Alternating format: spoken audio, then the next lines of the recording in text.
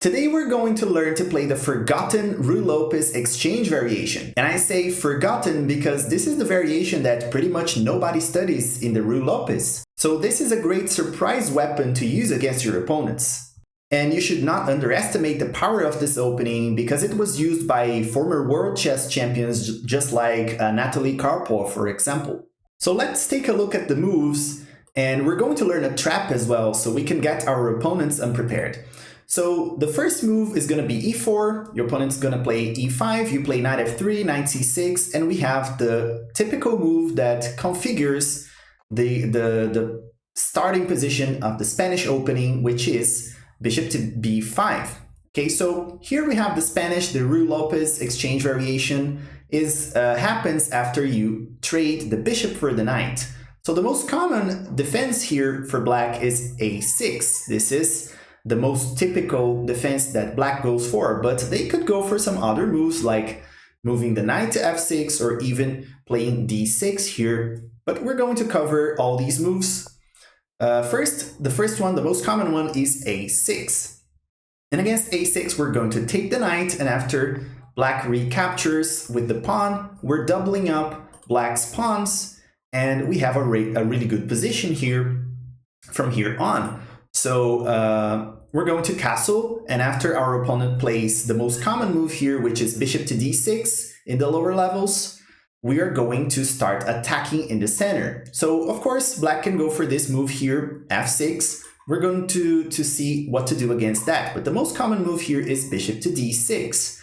And against that, we're just going to strike right in the center of the board with d4, forcing our opponent to react.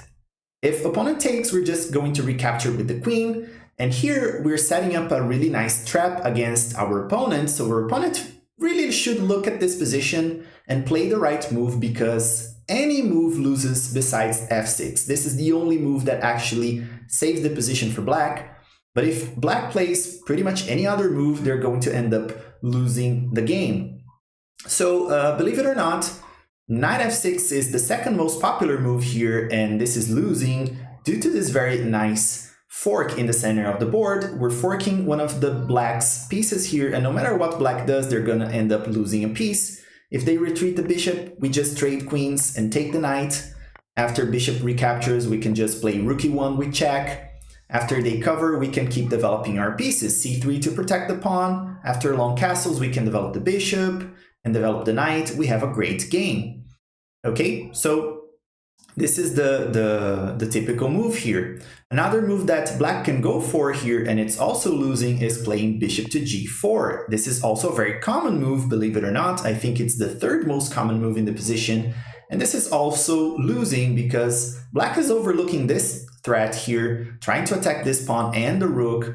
So in this case right here, we're just going to take the pawn. And after we take the pawn, black's best defense is to just play queen to f6. We're not going to trade queens here. If we trade queens, we're winning just a pawn. We're actually going to capture the bishop that is hanging.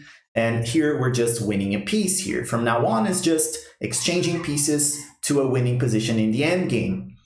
Okay, so going back to the position, if black plays, let's say, queen to f6, trying to trade queens here, thinking that this is actually defending against this threat, it's actually not, because we can still play e5, forking the bishop and the queen, so they have to move one of the pieces away. They can actually take the bishop, the pawn here, and after that we can choose to take with the queen. If we take with the queen, we're just simplifying much further here. We just take with the queen with check, they recapture, we capture back, and we're playing without queens on the board. If you want to simplify the game and go to an end game up a piece, this is a good way to go, but you don't have to do that. You can take with the knight, and it's actually the best move here according to the engine, but the difference is very small. You can go ahead and take with the queen. If you want to keep queens on the board though, and try to checkmate your opponent, you can certainly take with the knight here, but the difference is very small. Okay, you can even, if you want, you can even play this move here, rook to e1, pinning the bishop against the king, and this is still winning because black cannot move the piece, cannot take your queen because it's pinned, so you're gonna win this piece anyway. So this is another move that you can go for here. And And what else do we have here, guys? We have another move that can be played, and this is played, believe it or not, 7% of the times. This move, c5, that makes absolutely no sense. They are completely overlooking the threat here, which is queen takes g7. We're attacking the rook in the corner. Black's best option here is to just play queen to f6, trying to defend the rook. But we just trade the queens here. And after black captures with the knight, we just play again the move e5, forking black's pieces. Best option for black here is to just drop the bishop back. And after we take the capture back with the bishop, keeping the bishop pair. But the most common move here for black is to just take the pawn with the bishop. And then we just take the bishop and we are up a piece in this position. Okay. So yeah, this trap is very useful, and lots and lots of times black can go wrong here. Of course, the most common move played 30% of the time is f6, which is the best move in this position, but your opponent has 2/3 of a chance of going wrong. So it's always good to have a really nice situation where you put your opponent in a only move situation. They can only play this move or else they're pretty much losing the game. But if your opponent is very smart and they play f6, then you're just going to develop your pieces very simply here. You play this move and then putting your knight here, just going to develop your bishop, centralize your rooks. It's a very easy game to play. Your opponent is going to develop their bishop, their knight. You put your knight into c4, they castle, you just play bishop to e3. After bishop to e6, you can just centralize your rooks here, put them in the center of the board. You can drop your queen back if you want to release this powerful attack here. So this is a great position for white. Okay, so of course your opponent doesn't have to go for that necessarily. After you castle in this position, they don't actually have to go for this move, allowing you to strike in the center. They can go for f6 right away.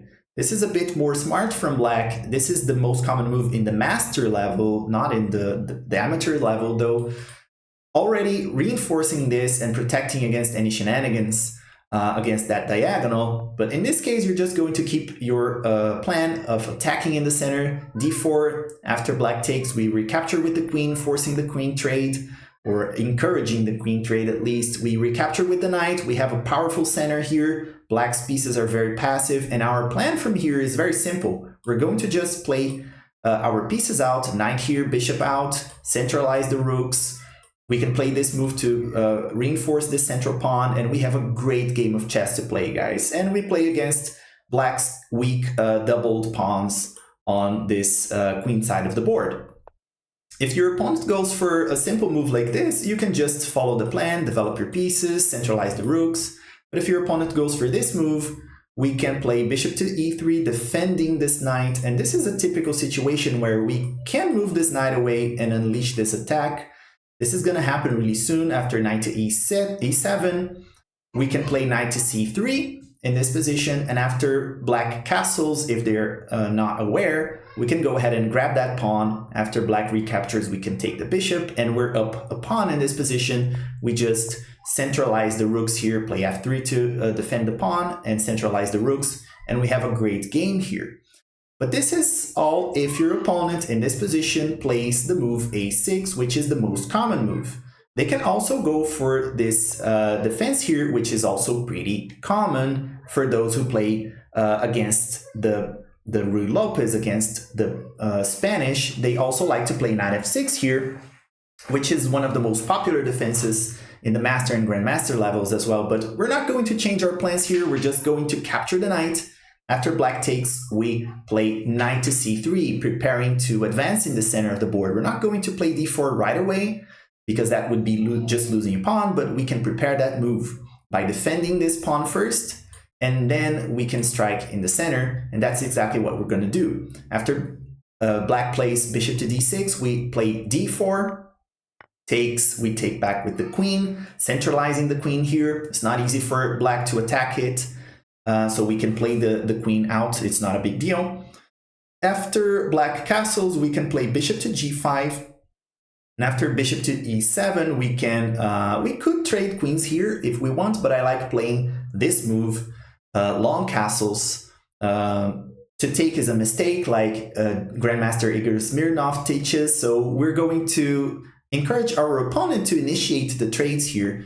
And when they capture, we capture back with the knight, and we have all our pieces developed here. We're ready to advance these pawns. We have castling opposite sides, so it's a very aggressive game. We're going to pawn storm on the side of the board. We can also bring the rook to this central file if we want, but I like to just pawn storm here. It's a great game for white. Of course, black can also go for this very typical move. In lower levels, it's very common to play d6. This is known to be not really good for black, but only in the master and grandmaster level. If you're a club player or a hobby player just like me, not a big deal. We're going to take, forcing black to recapture and doubling pawns again, but this is even worse because they have double pawns and they have this isolated pawn here on the A file. So this is even worse for black in some senses. They also have this open file that can be good, but honestly, I can't see this being actually good for black. We're going to play d4, striking the center. After takes, we take with the queen again. You can see the moves are very similar. We have the centralized queen here. After knight f6, we play bishop to f4, developing our pieces. After bishop to e7, we play knight out, castles, castles. Here, in this position, you could castle queenside. The engine says it's pretty much equal. Actually, it slightly prefers short castling over long castling, but you can ultimately choose. It's up for choice. You can castle queenside and attack on the king side. With opposite castlings, we always have very sharp and aggressive games. But it's up for choice here. Maybe castling kingside if you want a quieter game. You can castle certainly queenside if you want a sharper game. And look at white's pieces here, guys. We have this very strong central pawn. All our pieces are very active. This game is much better for white than it is for black. So engine prefers even this position for white. So that's why I love playing the exchange Ruy Lopez, the exchange Spanish game. The opponents are not ready to face against this, and you have a very nice trap. In case your opponents are not aware, you can easily win a piece or even win the game. So that's why I love playing this opening. And if you liked this video, if you liked this tutorial, please leave a like and a comment down below. And as always, guys, I see you guys in the next video.